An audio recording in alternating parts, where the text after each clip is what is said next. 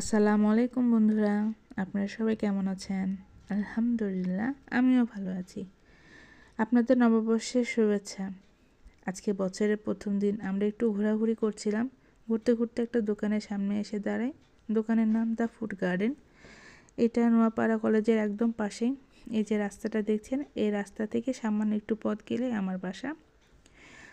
দোকানের ভিতরে যে পেন্টিংটা দেখছেন, মাশাআল্লাহ অনেক সুন্দর, চোখ জুড়িয়ে যাওয়ার মতো।